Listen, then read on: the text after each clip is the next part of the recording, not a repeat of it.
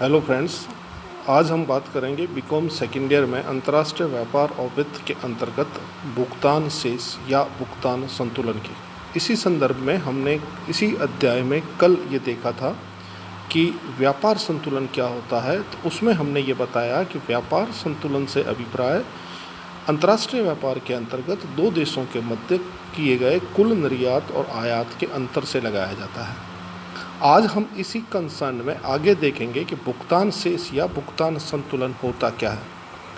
तो भुगतान संतुलन से अभिप्राय कई अर्थों में लगाया गया है, किंतु सबसे अधिक प्रचलित अर्थ में भुगतान संतुलन से अभिप्राय विदेशी मुद्रा की संपूर्ण मांग व पूर्ति की परिस्थितियों से लगाया जाता है कि अंतर्राष्ट्रीय व्यापार में भुगतान संतुलन से अभिप्राय विदेशी मुद्रा की मांग और पूर्ति की परिस्थितियों से लगाया जाता है। कुल कितनी मांग है, कुल कितनी पूर्ति है।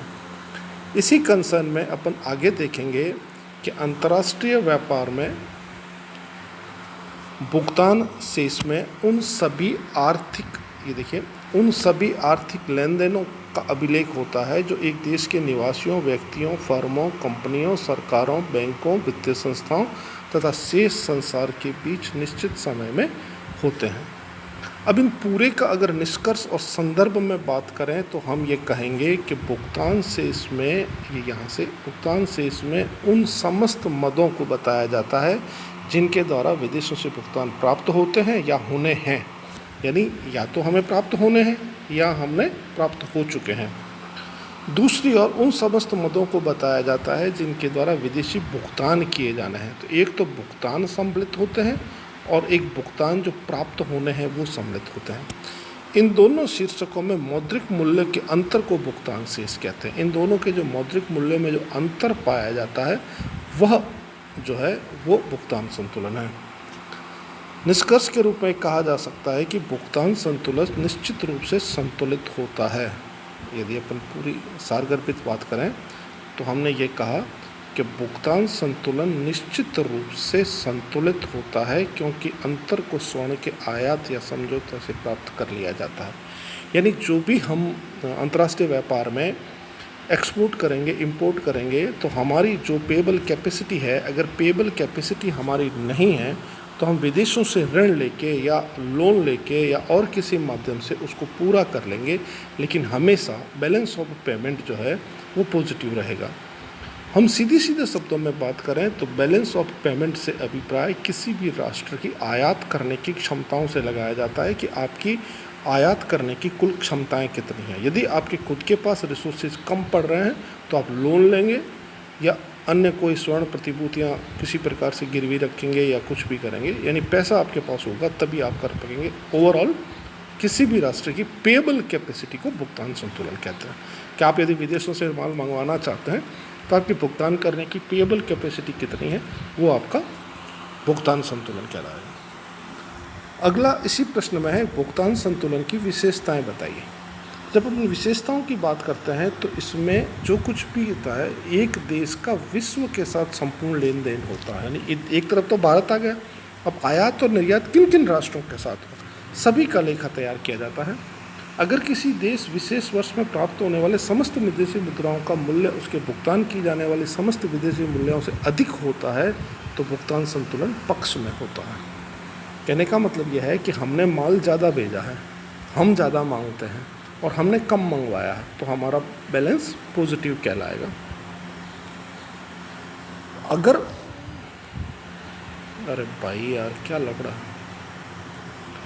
अगर विदेशों में समस्त प्राप्तियां कम हैं जबकि विदेशी दायित्व अधिक होते हैं तो ये कहा जाएगा कि आपका प्रतिकूल भुगतान संतुलन है। आपका भुगतान संतुलन प्रतिकूल है, नेगेटिव हो गया। हमने इंपोर्ट ज़्यादा कर लिया और एक्सपोर्ट कम किया है तो हमारा नेगेटिव हो जाएगा। भुगतान संतुलन में दृश्य व अदृश्य व्यापार की समस्त मदों को कुछ तो विजिबल और नॉन विजिबल वस्तुएं भी आती है और सेवाएं भी आती है, इसलिए कुछ विजिबल होते हैं, कुछ नॉन विजिबल होते हैं। तो विजिबल और नॉन विजिबल के बाद में ये बताया गया कि भुगतान संतुलन अंततः संतुलित हो जाता है। अगर असंतुलित है तो भी हम लोन वगैरह लेके इसको वापस संतुलित कर लेते हैं, हमेशा संतुलित ही रहेगा। भुगतान संतुलन का निरंतर घाटा देश की विनिमय संकट को धकेल देता है। यदि हमेशा नेगेटिव रहता है, हमेशा आप इसको पूरा करने के लिए लोन लेते रहेंगे, तो आपकी अर्थव्यवस्था नेगेटिविटी की ओर चली जाएगी। आप ऊपर नहीं बढ़ रहे हैं, बल्कि अर्थव्यवस्था को नकारात्मक रूप में धकेल रहे हैं।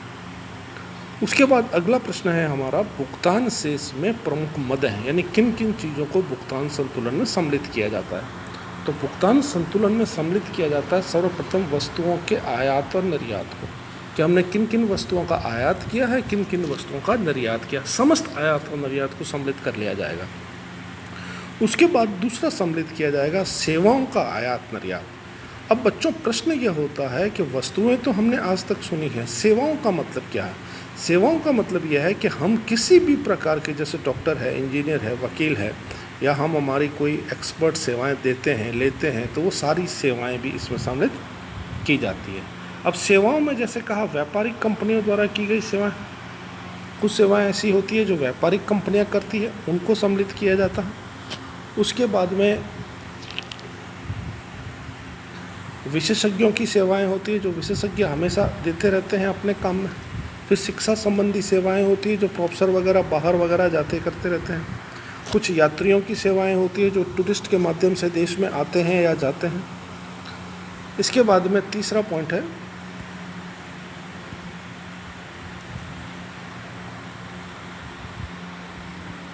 विदेशी ऋणों, विनियोग, मूलधन की वापसी व लाभांश। अब विदेशी ऋण जो लिए जाते हैं, विदेशी ऋणों का जो भुगतान किया जाता है, वो सब सारा इसमें सम्मिलित किया जाता है। उसके बाद में कुछ सरकारी व्यय होते हैं, सरकारी कार्य, राजदूत है, हर राष्ट्र का दूसरे राष्ट्र में इनके कार्यालय खुले होते हैं, उनके खर्चे वगैरह वो सब सम्मिलित होते हैं।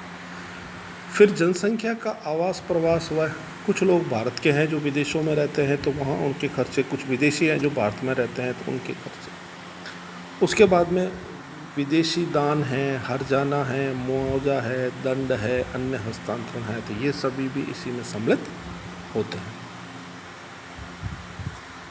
इसके बाद में बात करते हैं तो वो होता है मौद्रिक, स्वर्ण व आयात निर्यात। मौद्रिक का स्वर्ण होता है, स्वर्ण का आदान प्रदान किया जाता है, निर्यात आयात किया जाता है, तो वो भी इसी में सम्मिलित किया जाता है। ये सारी मदों को सम्मिलित करने के बाद में जब भुगतान संतुलन का ब्यौरा बनाया जाता है, तो ब्यौरा बनाते समय दो प्रकार के अकाउंट्स बनाए जाते हैं। एक को कहते हैं करंट अकाउंट, चालू खाता, एक को कहते हैं कैपिटल अकाउंट, पूंजी खाता।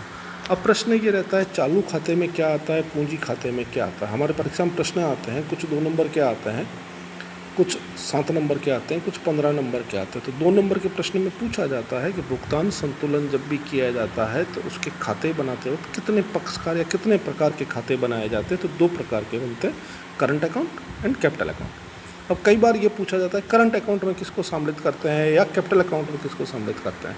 तो ये ध्यान रखना, चालू खाते में आता है माल का आयात निर्यात, यात्रा व्यय, परिवहन, बीमा, ब्याज, लाभांश, विविध, हस्तांतरण, भुगतान संबंधी निजी समस्त लेन देन सम्मिलित किए जाते हैं। ये सारा आपका जो कुछ भी ब्यौरा है ये चालू खाते में सम्मिलित होता है। जब बात पूंजी खाते की आती है तो पूंजी खाते में आता है पूंजी, विनियोग, अल्पकालीन, दीर्घकालीन विनियोग, बैंकिंग क्षेत्र, सरकारी गैर सरकारी ऋण, स्वर्ण आयात निर्यात, भूल चूक, लोग योग, लेन देन, ये सभी भी इसमें सम्मिलित होता है। ये 2 छोटे छोटे प्रश्न बनते हैं। प्रारंभ में जब मीनिंग बताया गया तभी बता दिया गया कि भुगतान संतुलन सदैव पक्ष में रहता है, कभी भी ये असंतुलित नहीं होता। तो सदैव संतुलित होता है कैसे, हमारा प्रश्न उत्पन्न होता है कि ये सदैव संतुलित होता है कैसे। तो ये ऐसे होता है जैसा कि ऊपर भी बताया जा चुका है। भुगतान संतुलन का विवरण इस प्रकार से बैलेंस शीट के रूप में बनाया जाता है जिसमें लेन देन और देनदारी दोनों पक्षों का संतुलित रहता है। भुगतान संतुलन में भी कुल प्राप्तियां और कुल भुगतानों का संतुलन होता है। तो ओवरऑल बात यह है कि यदि हमारी घाटे की वित्त व्यवस्था है तो विदेशों से ऋण प्राप्त राशि से कर लिया जाएगा, विदेशी पूंजी आयात कर ली जाएगी, पुरानी बचतों से कर लिया जाएगा।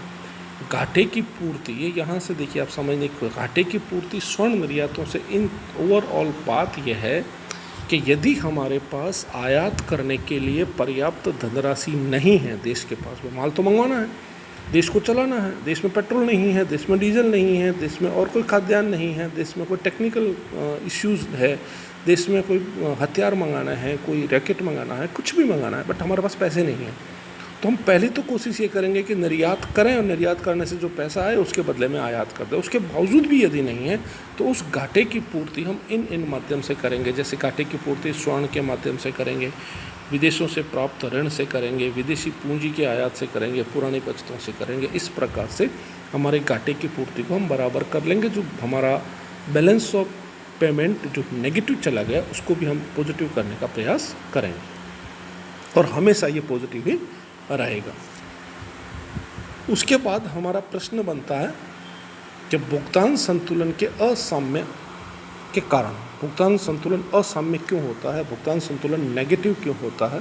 तो नेगेटिव होने के कारण जो बताए गए मोटे मोटे ये हैं। हम सीधी सीधी बात करें तो हम एक्सपोर्ट जब कम करेंगे तो हमारा नेगेटिव रहेगा। हम हमारे ऊपर खर्चा कम करेंगे और हम एक्सपोर्ट से पैसा कमाने की कोशिश नहीं करेंगे, या इतना उत्पाद नहीं करेंगे कि हमारे खपत को पूरा करने के बाद विदेशों में भेजा जाए, या उत्पाद इतनी अच्छी मात्रा में करेंगे कि उसकी अंतर्राष्ट्रीय बाजार में डिमांड बढ़े, जब तक ये संभव नहीं होगा। तो भुगतान संतुलन असाम्य क्यों होता है, उसके प्रमुख कारण ये बताया कि हमने विकास कार्यों के लिए आयातों के अनिवार्य, हम डेवलपमेंट करना चाहते हैं पर हमारे पास रिसोर्सेज नहीं हैं, तो हमें उसके लिए विदेशों से पैसा मंगवाना पड़ता है, विदेशों से टेक्निक्स मंगानी पड़ती है, चाहे कंप्यूटर के मामले में हो, चाहे रोड मैप के मामले में हो, और किसी मामले में। निर्यातों में वृद्धि जो हुई है वो धीमी गति से हुई है। हम निर्यात बढ़ाना तो चाहते हैं लेकिन उस गति से नहीं बढ़ पाते हैं जिस गति से बढ़ने चाहिए, इसलिए हमारा नेगेटिव है।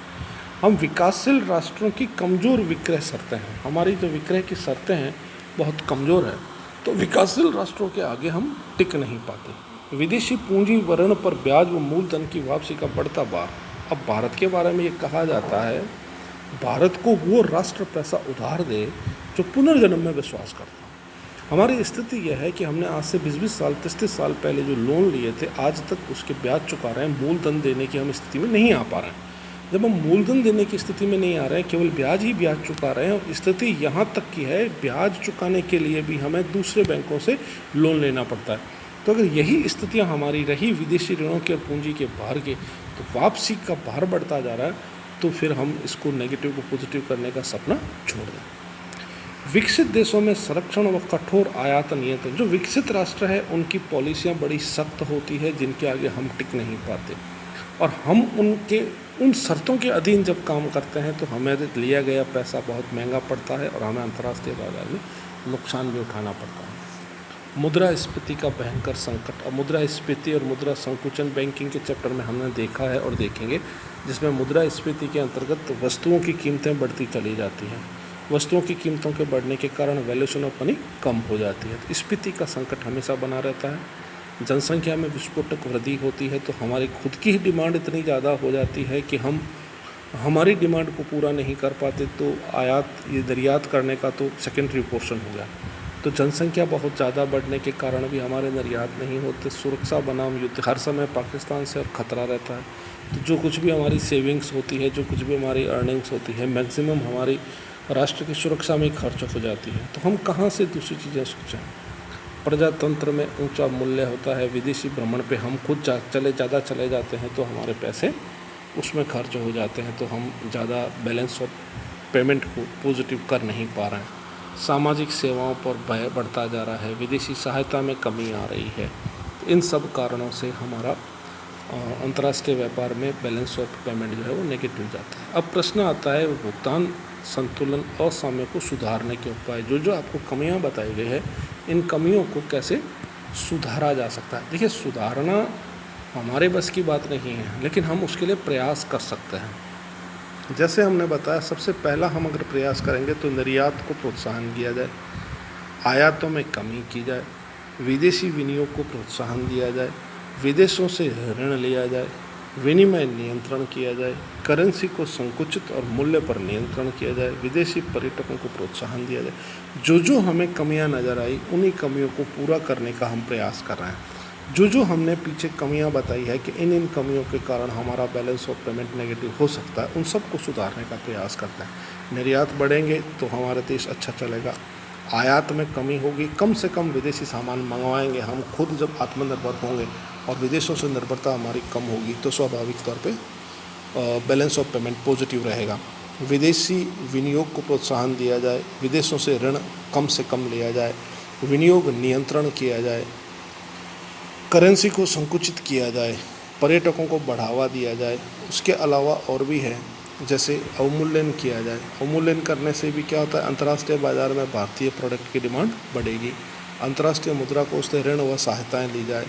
तस्करी पर रोक लगाई जाए, जो विदेशों से तस्करी हो रही है पाकिस्तान, नेपाल वगैरह से, वो रोका जाए।